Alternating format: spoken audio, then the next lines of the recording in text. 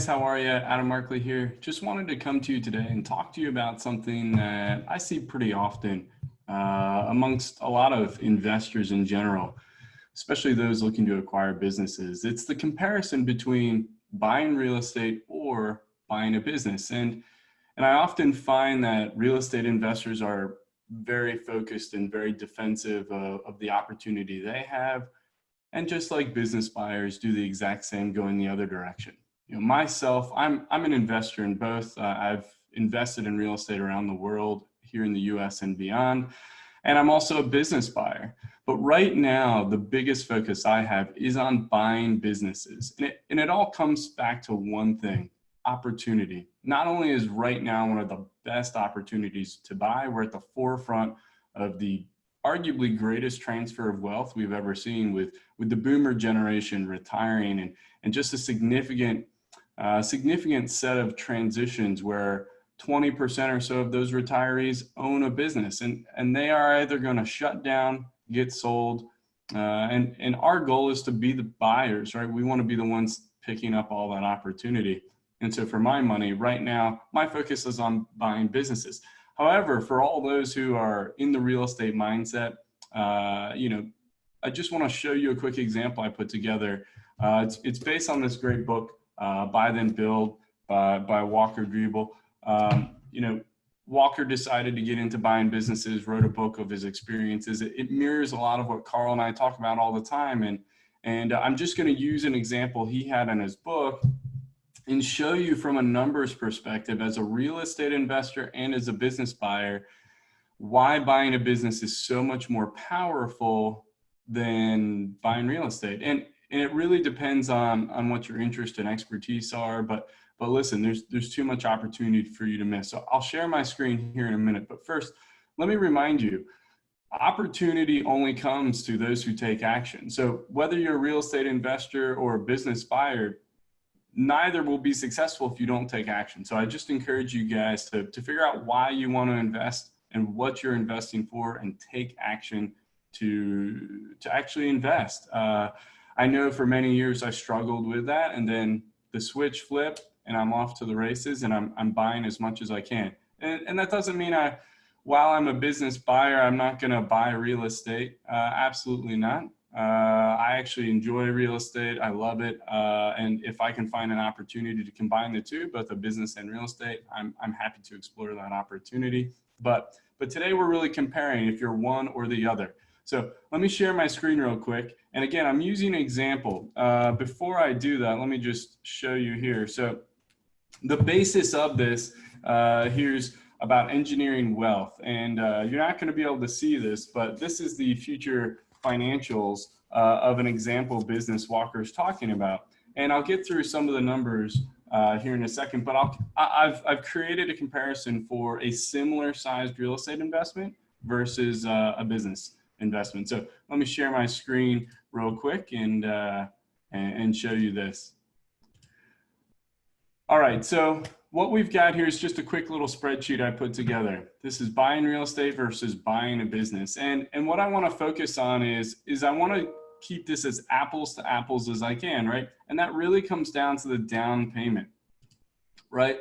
I want us to be able to say we're putting in the same cash as possible. Now, obviously, our goal is to always put no cash into any deal. That is the full leverage buyout model. But in this example, let's say we're putting in $94,000 across both the real estate and a business. And I've used that for a reason. If you find an opportunity both in real estate and business buying, you can partner with someone to come up with this capital to close the deal. So I'm using it here for ease of example.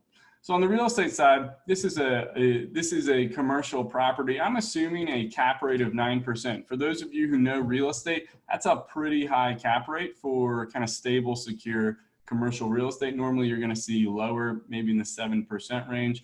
And just as a manner of an example, if I change that to 7%, you're going to see how much the operating income and then the cash flow changes. So for sake of comparison, I'm going to be generous and call this a 9% rate. What does that mean? Because we're putting 10% down on both businesses, and normally commercial real estate, you're going to need more than 10%.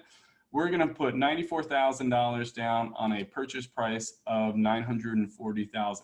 And this is all closing cost included. We're just fully burdening it for the sake of comparison. The net operating income here, listen, this is your cap rate driver. So this 84,000 is 9% per year of the purchase price. Again, this is high. That means your gross rent's probably 150 grand or more on this. So this is a very high yielding investment for real estate.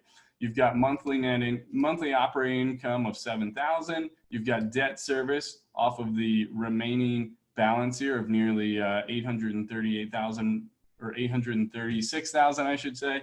And listen, that debt service is eating almost all of your cash flow on a monthly basis, right? So you've generated a net operating income of 85,000 and you're only getting 1,600 a month in cash flow. That's crazy. So you're going to put in $94,000 and only get 19,000 per year in return.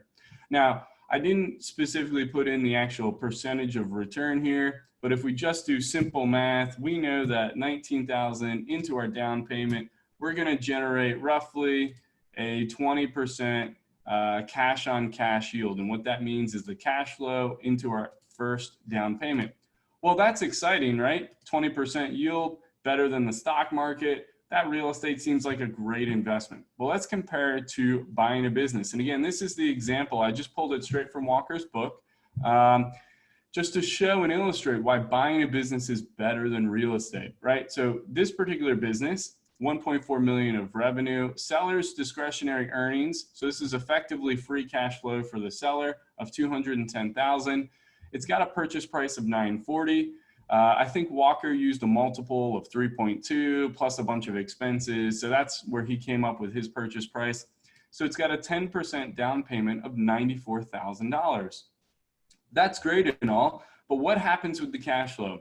So assuming we don't grow the business, that's seller's discretionary earnings, which represents your compensation, your personal expenses, anything you run through the business, of 210,000 per year. You can already see that number is much higher than real estate.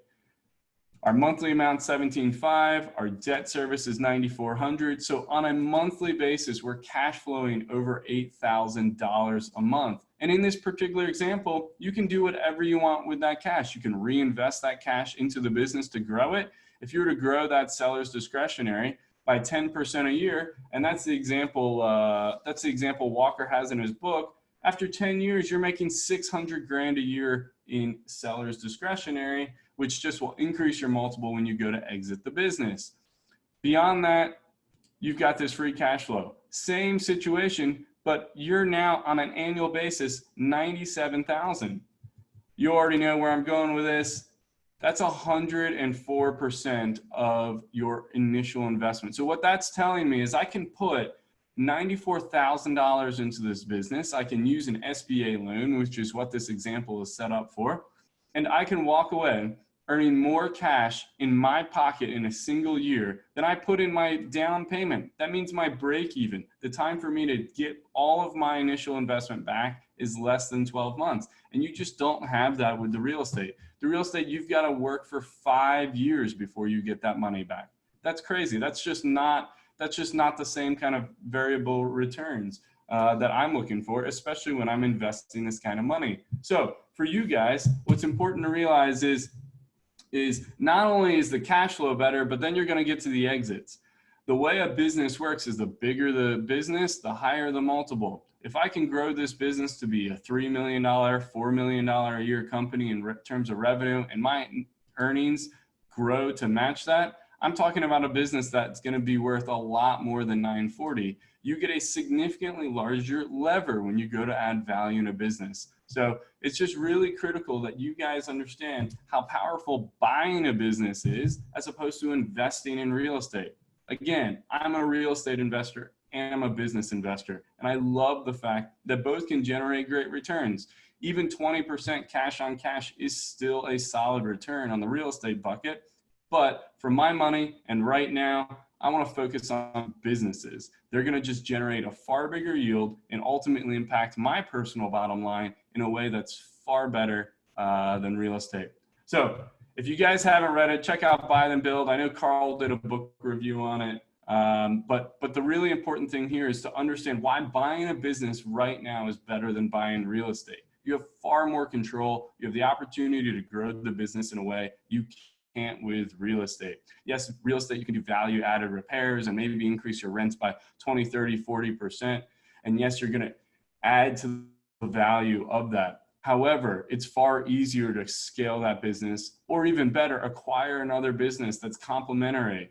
Again, say like a landscaping business and a hardscaping business, similar client list, and you can cross sell services. That 1 + 1 = 3 magic that business ownership allows for. Having 2 different properties doesn't give you the same scalability. Each individual property is still valued on the individual property's metrics. Sure, you can get portfolio valuation if you own a ton of real estate, but for that amount of money and that amount of effort, I'd rather own a ton of businesses that are going to generate far more cash flow. Again, not opposed to real estate. I've got some myself, but when it comes to my money right now, I'm putting it in buying businesses. What do you guys think? Are you guys doing that? Let me know. Thanks.